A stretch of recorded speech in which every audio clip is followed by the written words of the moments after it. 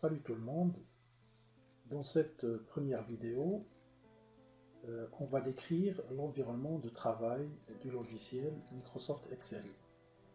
Donc Excel fait partie des tableurs les plus utilisés pour la réalisation des tableaux, avec des calculs automatisés, des présentations graphiques, ainsi que d'autres fonctionnalités qu'on va découvrir par la suite. Donc l'interface de cette version de 2007 diffère de celui des versions antérieures sur lesquelles on travaille avec des menus déroulants. Donc ici, c'est la barre de titre qui affiche le nom du document en cours. Le nom par défaut d'un fichier Excel, c'est classeur 1. Et comme vous savez, un classeur réel contient plusieurs feuilles. Donc c'est pareil, nous avons en bas les feuilles du classeur en cours, appelées feuilles de calcul. Alors ici, c'est le bouton Office qui regroupe les commandes principales. Alors ce bouton joue le rôle du menu fichier dans les anciennes versions. Alors ici, c'est la barre d'outils d'accès rapide.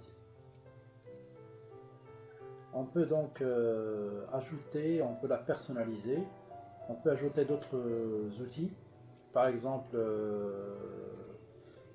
courrier électronique, on peut la rajouter ici, voilà. On peut aussi la supprimer. Alors ça, c'est le ruban présenté sous forme d'onglet. Donc vous avez plusieurs onglets ici. Et chaque onglet, il est composé d'un certain nombre de groupes. Par exemple, l'onglet Accueil contient le groupe Presse-Papier, le groupe Police, le groupe Alignement, le groupe Nombre, Style, Cellule et Édition. Donc le groupe, c'est un ensemble d'outils, de commandes de même nature. Certains groupes contiennent une petite flèche.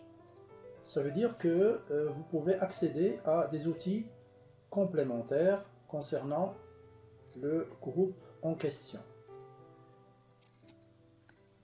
Alors ici, c'est la zone où on va saisir notre tableau. Elle est constituée de lignes et de colonnes.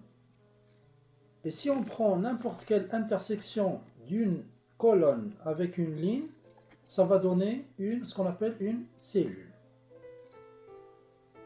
Donc les lignes sont numérotées de la ligne 1 jusqu'à la ligne 1 48 576. Et vous avez également les colonnes qui sont numérotées de A jusqu'à XFD. Donc chaque fois que je clique sur une cellule, on voit son adresse ici dans cette zone. Donc c'est l'indicateur de position. Donc ici c'est la cellule E6. Ici c'est la cellule B8. Donc cette adresse change selon la cellule active, c'est-à-dire la cellule qui est prête à recevoir les données. Alors ici, ce sont les onglets des feuilles. Alors la feuille active, c'est la feuille numéro 1. Je peux donc ajouter d'autres feuilles. Alors ici, c'est la barre de défilement verticale et la barre de défilement horizontale. Alors ces barres permettent d'afficher les parties invisibles de notre espace de travail. Ici, c'est la barre d'état qui permet d'afficher les options qui sont activées. Et finalement, l'outil Zoom qui permet donc de modifier la taille de l'affichage à l'écran. Donc c'est tout pour la description de la fenêtre Excel. Salut tout le monde, donc je vais commencer à saisir mon premier tableau. Euh, Rien ne m'empêche donc à commencer la saisie depuis la cellule A1. Donc je peux commencer la saisie depuis n'importe quelle cellule. Je vais prendre par exemple la cellule B4. Je peux saisir par exemple ici les noms des élèves. Ici, je vais saisir les noms des élèves, leurs prénoms, et ici, je vais saisir leurs adresses. Donc avant de saisir, je dois d'abord cliquer dans la cellule en question. Alors cette méthode s'appelle sélectionner tout simplement. Donc sélectionner une cellule, c'est cliquer dessus. Voilà. Donc je peux saisir le nom, bien le numéro des élèves.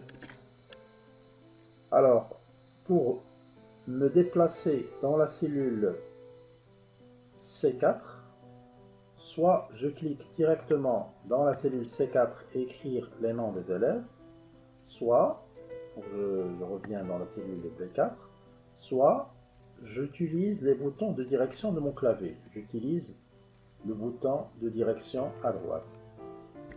Voilà. Donc j'écris nom des élèves, par exemple. Alors ici j'ai un clavier QWERTY, donc au lieu d'écrire M, j'ai écrit une virgule. Donc pour pouvoir modifier le contenu de la cellule sans devoir supprimer tout le contenu, je peux sélectionner la cellule et modifier à partir de la barre des formules. Donc vous voyez, donc ici je peux cliquer ici directement, j'efface et j'écris M. Voilà, donc j'écris ici prénom, ici je vais écrire adresse. Voilà, donc j'ai pu maintenant saisir l'entête de mon tableau.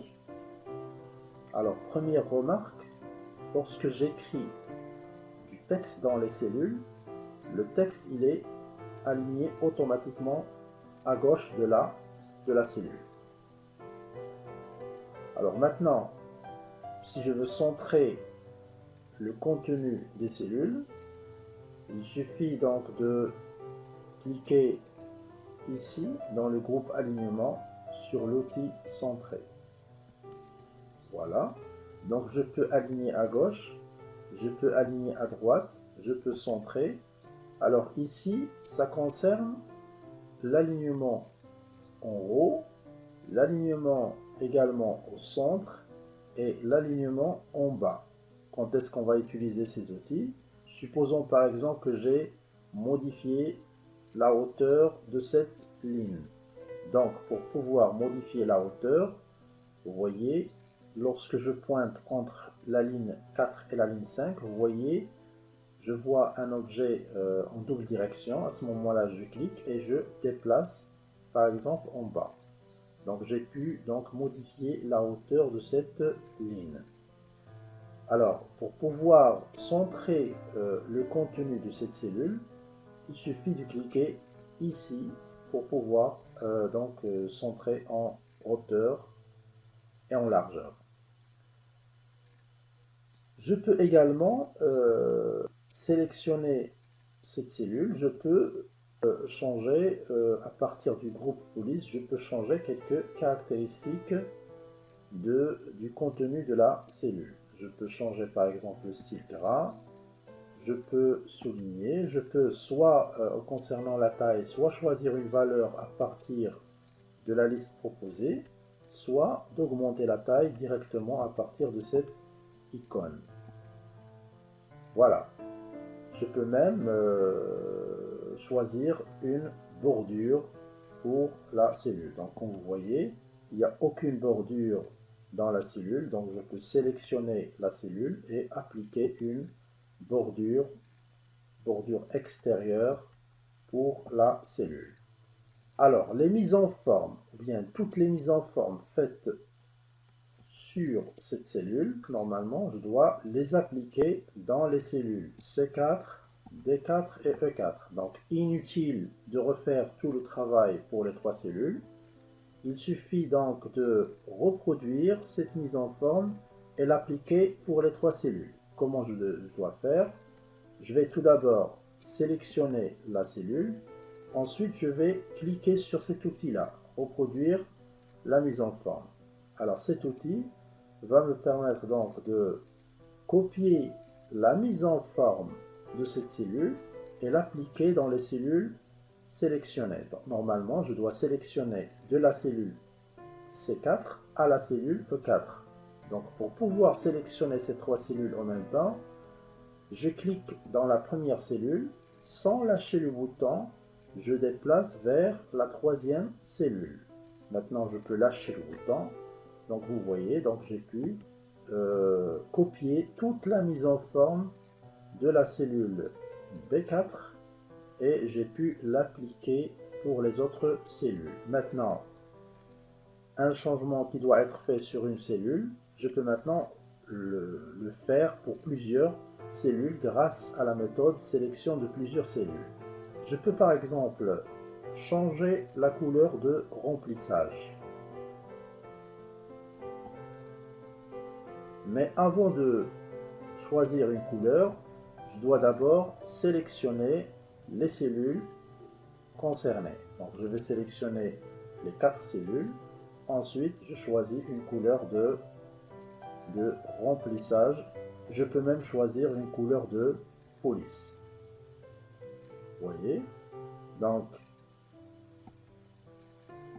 voilà, donc notre en-tête, il est mis en forme maintenant. Il ne reste que compléter le tableau. Par exemple, je vais écrire les numéros des élèves. Alors, supposons que j'ai 35 élèves ou bien 40 élèves. Donc, je vais écrire leur numéro ici. Alors, je vais écrire 1, 2, 3 par exemple. Mais une fonctionnalité très importante de Microsoft Excel concernant cette écriture des nombres, il suffit de saisir uniquement le premier nombre et le deuxième nombre. Puis, alors je vais supprimer le troisième. Alors pour pouvoir le supprimer, je sélectionne la cellule et j'appuie sur le bouton supprimer du clavier. Alors je vais écrire, comme j'ai dit, le premier nombre, le deuxième nombre, puis je sélectionne les deux nombres. Alors vous remarquez ici au coin qu'il y a un petit carré noir, ici au coin. Donc je vais pointer sur ce petit carré. Vous voyez que le pointeur de la souris change de forme, il devient sous forme d'un signe plus. À ce moment-là, je clique et je ne lâche pas le bouton et je déplace en bas jusqu'à atteindre le nombre 40 ou bien le nombre 50, par exemple. Alors je vais revenir à mon tableau. Alors qu'est-ce qui s'est passé? Alors ça c'est une fonctionnalité qui est très importante de Microsoft Excel. Il s'agit donc d'utiliser un pas.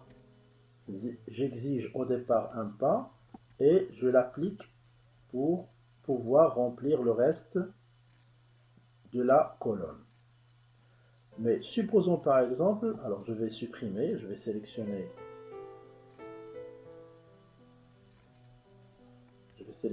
puis j'appuie sur le bouton supprimer.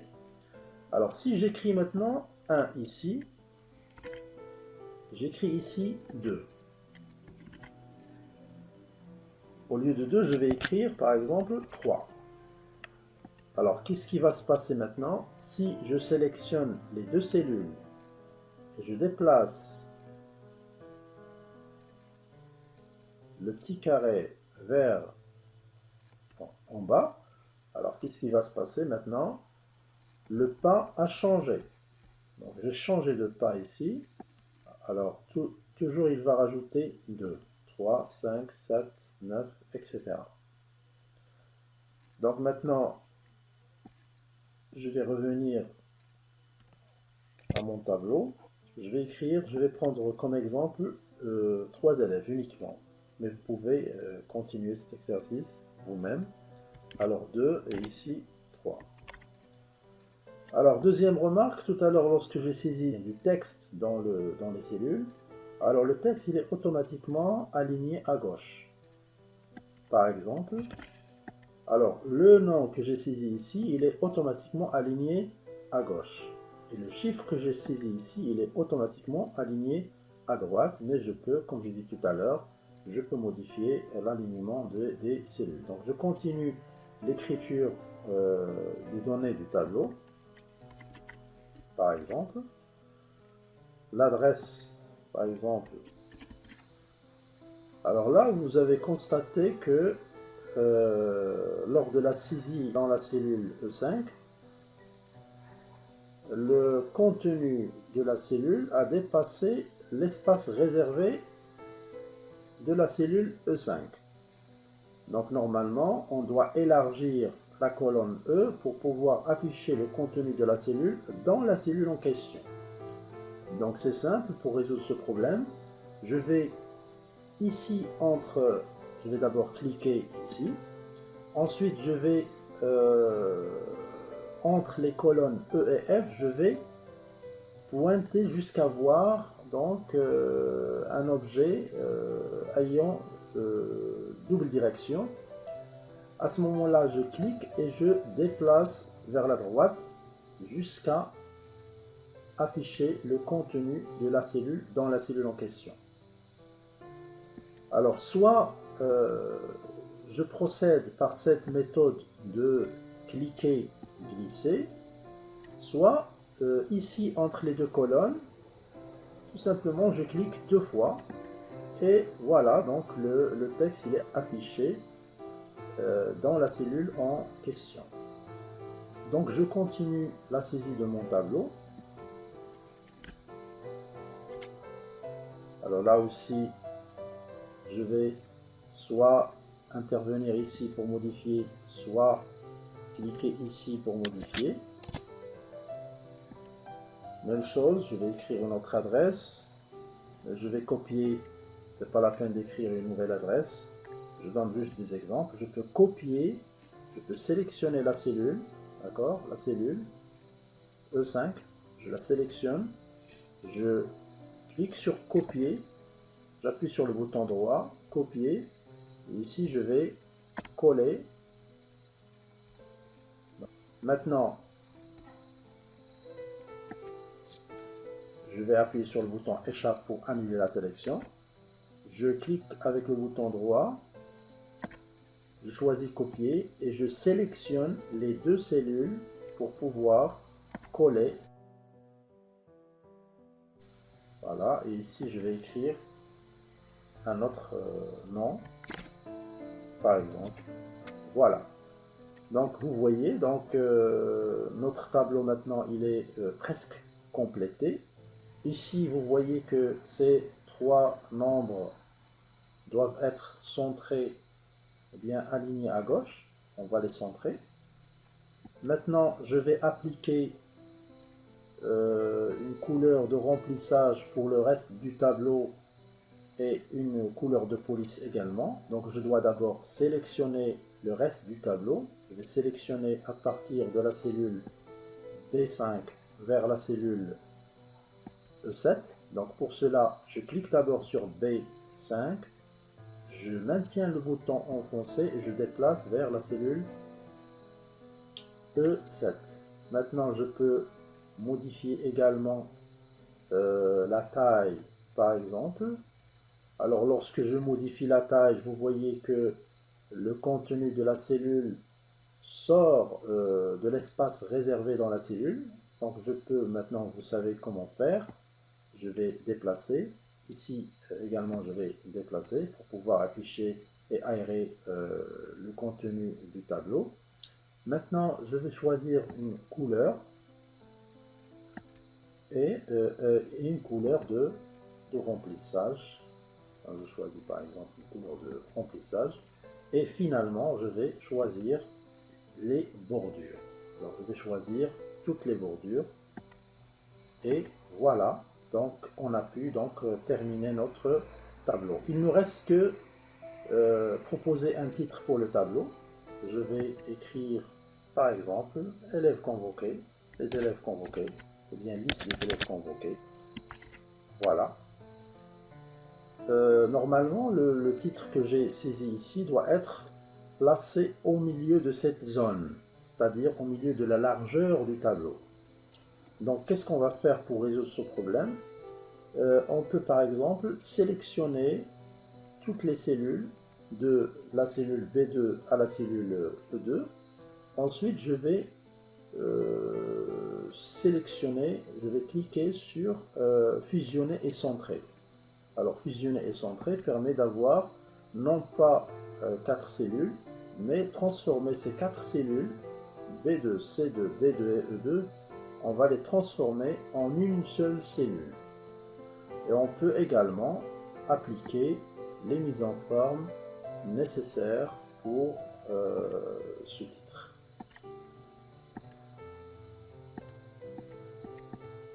Par exemple, et on va choisir également cette fois-ci une bordure épaisse en encadré, par exemple. Et voilà, donc maintenant notre tableau il est pratiquement complété. Donc là je vais choisir une autre couleur. Voilà.